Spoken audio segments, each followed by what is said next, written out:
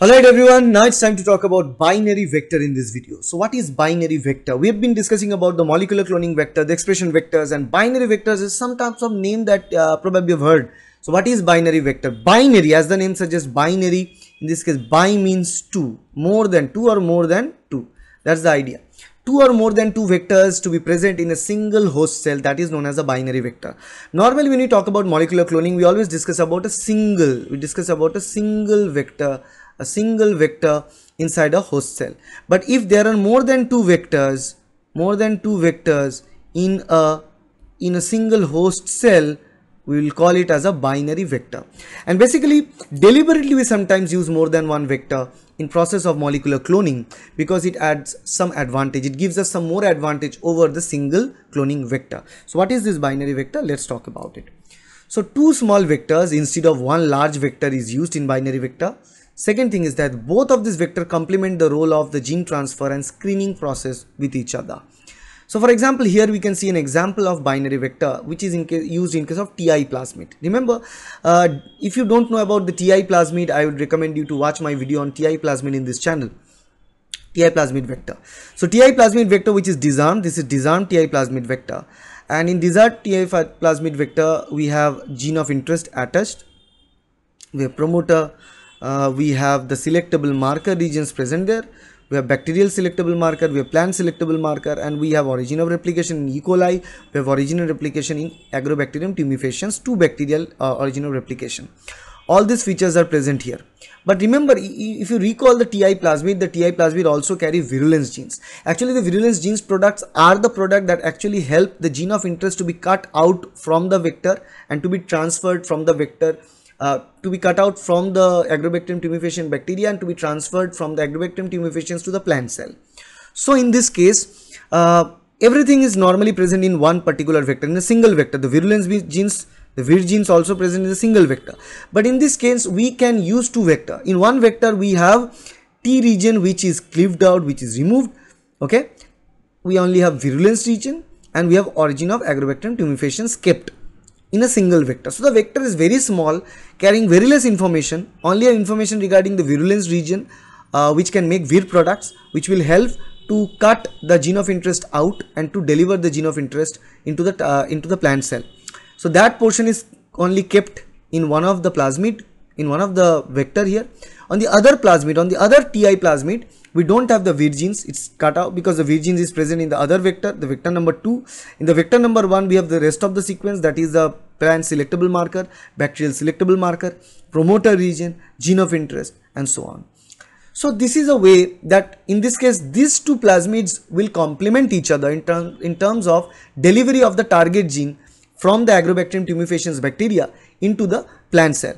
Because the virulence gene that is present in this vector number 2, it produces the virulence gene product or vir gene product, vir A, B, C, D, E, F, G. There are different vir products. These vir proteins, they have different roles to play. One vir protein will cut the DNA. One vir protein will make the channel between the agrobacterium bacteria and the plant cell. And through this channel, there is another vir product that will carry or escort the gene of interest into the plant cell. So they have different role to play, and the vector number 2 has this virulence region in it. Okay, while vector number 1 has the gene of interest, selectable marker, and promoter, and all these things. So why do we use this as a vector? So advantage that we get is that the small vectors are used in case of binary vector. Two vectors are used, but both are small, and the smaller the size of the vector, the higher copy number of the vector is possible. So obviously remember that in the idea of molecular cloning, the smaller the size of the vector, it can be kept in higher number, so the copy number of the vector can be high.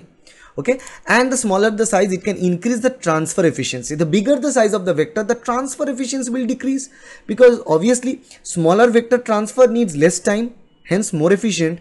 Larger vector needs more time, hence less efficient.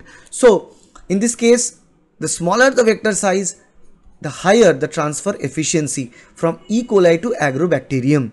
No intermolecular recombination is needed in case of binary vector. No recombination is needed. Basically, in case of constructing a all-in-one single vector, we need to take care of every single detail in one vector, one particular plasmid or one particular any vector that we use. In one vector, we need to add everything. So for that we need to engineer it separately. We need to make a recombinant phase. Multiple recombinations are needed to create a recombinant vector in such a way that the recombinant vector is capable of carrying the target DNA and also transfer the target DNA from the from the vector to the host. So that creates a lot of problem, which is eliminated utilizing binary vector, because in binary vector we have small vectors. The small vectors have higher copy number, higher transfer efficiency, and there is no intermolecular recombination needed. No recombination is needed there.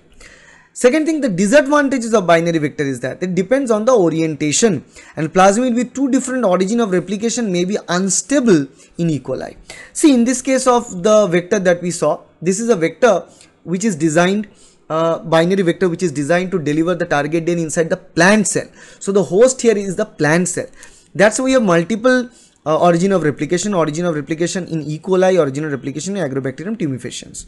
But remember, I told you here that the multiple origin of replication may have instability for the vector in E. coli cell, because E. coli with multiple origin of replication, it was found out that if a vector has multiple origin of replication, it is unstable in E. coli, but in some extent. This is not that big disadvantage. The advantages are more.